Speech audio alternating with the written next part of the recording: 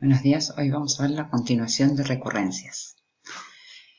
Hasta ahora vimos distintos métodos para resolver las recurrencias.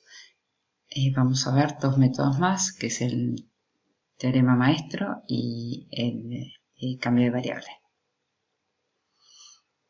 Primero,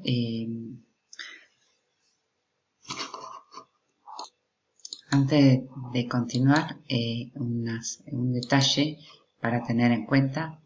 Primero, para cuando tenemos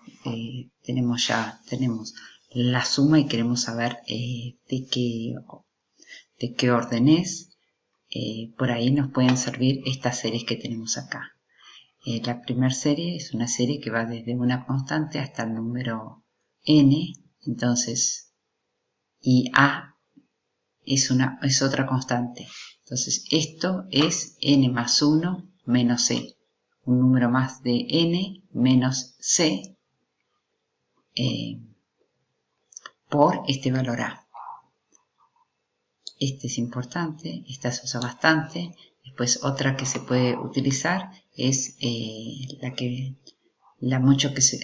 utilizan mucho, que es la suma de los primeros n números naturales, que es n por n más 1 sobre 2, y que aproximadamente es n al cuadrado sobre 2, y la suma de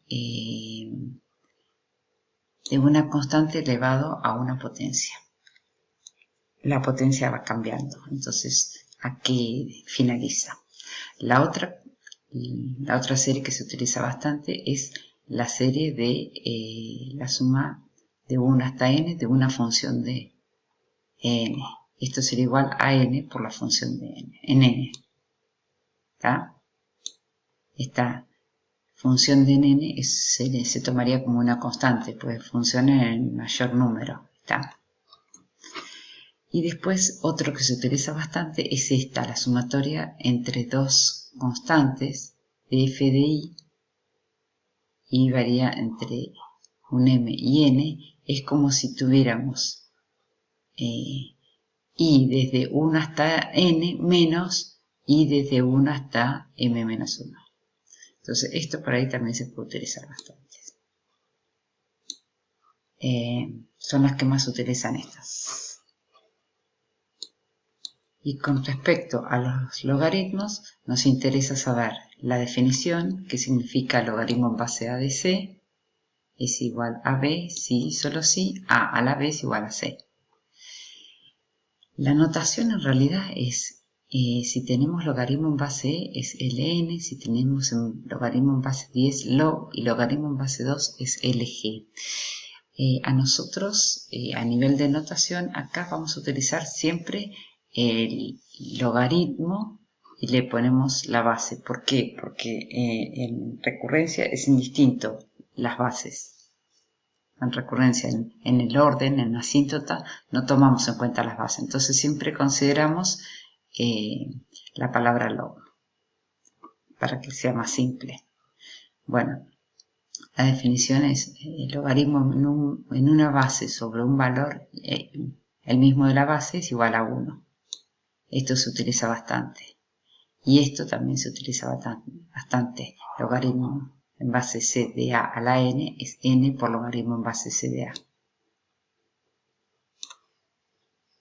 Y el tercero que se utiliza bastante es el cambio que generalmente nunca antes se utilizaba. Acá se utiliza y es este cambio de el a por el c. A elevado a la logaritmo en base de c es lo mismo que c elevado a la logaritmo en base de a. Este se utiliza bastante. Bueno, los demás, la propiedad de la multiplicación, de la división y que el logaritmo de un número es menor siempre que el número.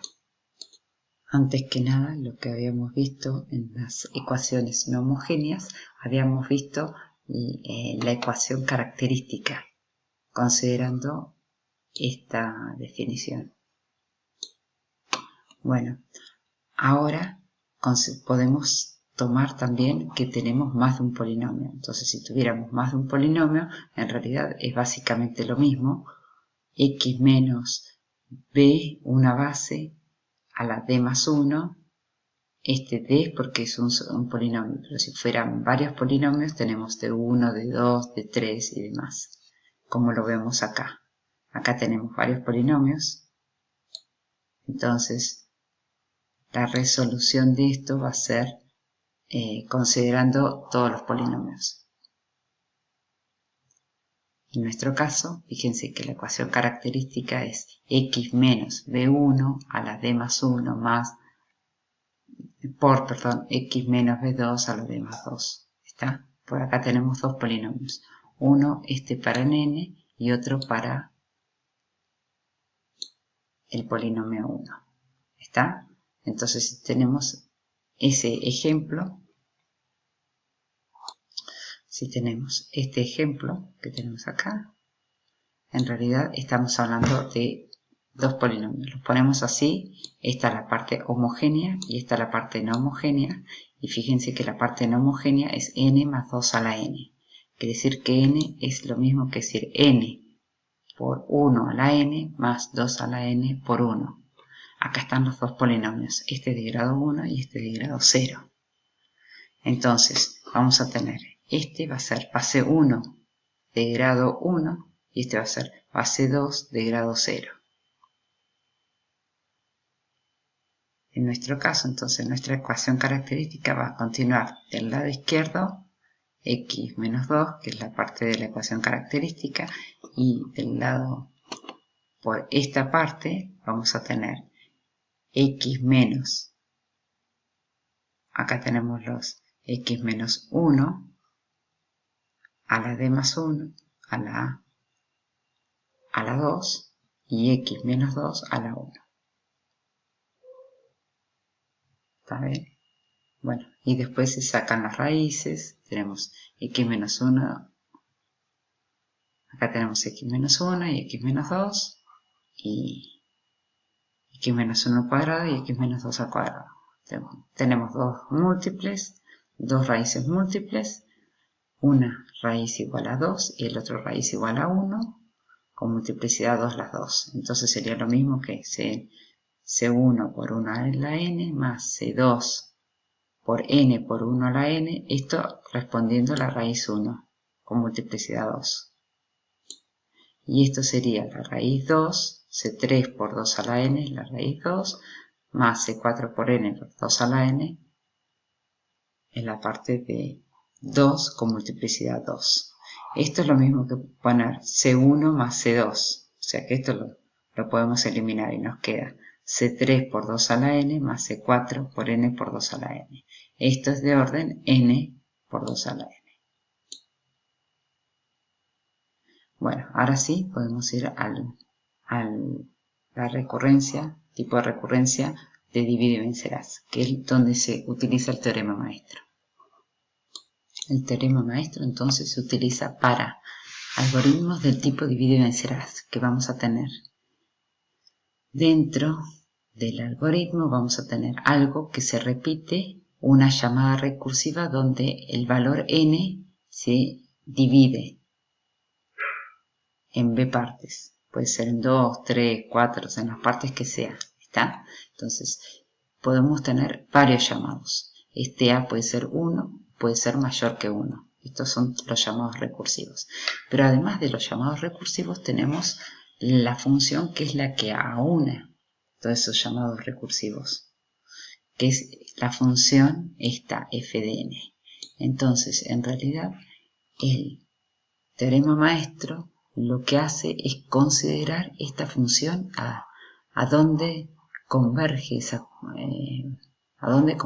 función, o sea, qué asíntota tiene para determinar la asíntota de esta función recursiva. Entonces, fíjense, el módulo ejemplo, esto podría ser algo que hace para un caso base, una función, o cuando se juntan los casos recursivos, y acá es el llamado recursivo. ¿Ven?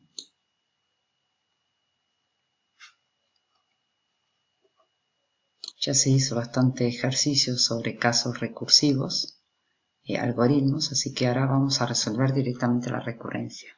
Entonces dijimos que tenía este formato, o que también se podía ver como este formato. ¿Tá? Son similares, así que lo van a ver escrito de cualquiera de las dos maneras. Tenemos la función, tenemos el valor a y tenemos el valor b. Las dos a y b son constantes y f es función en m.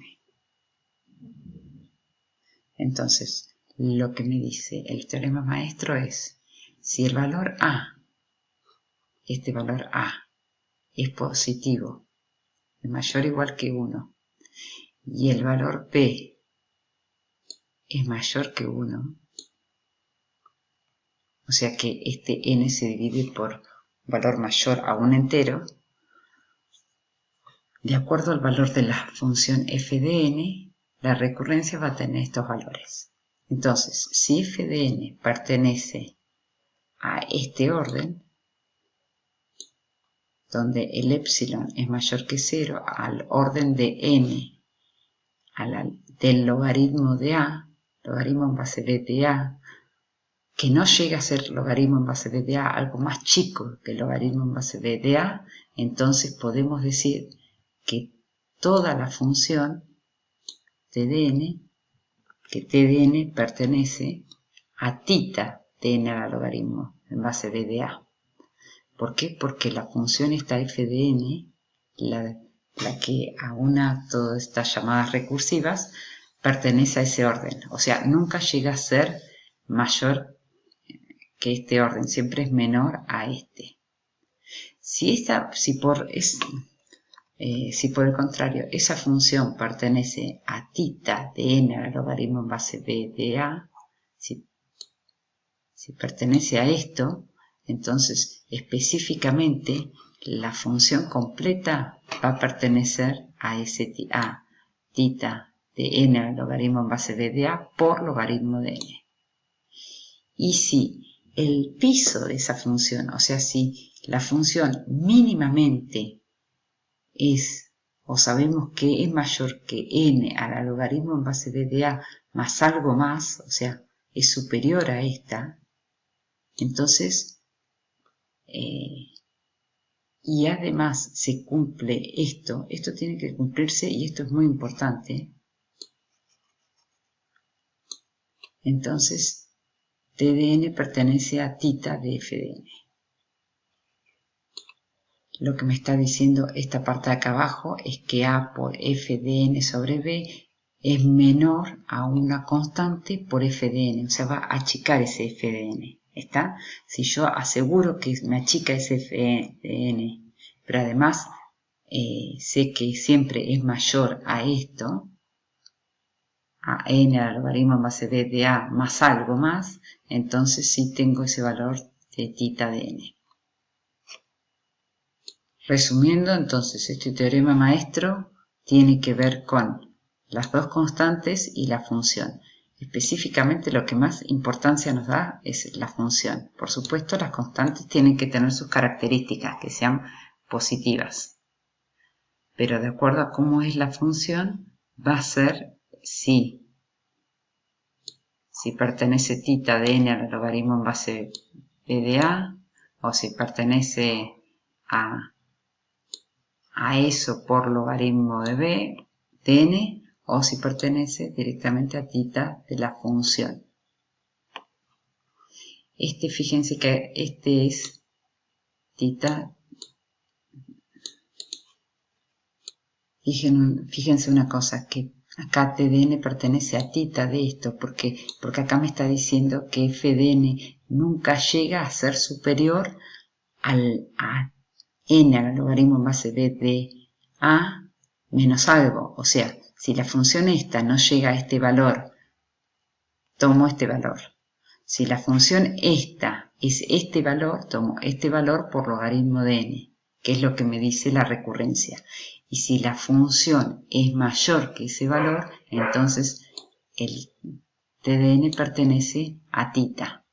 La única restricción acá que tengo que tener es que A por esta función se me vaya achicando, o sea, sea una constante menor que 1.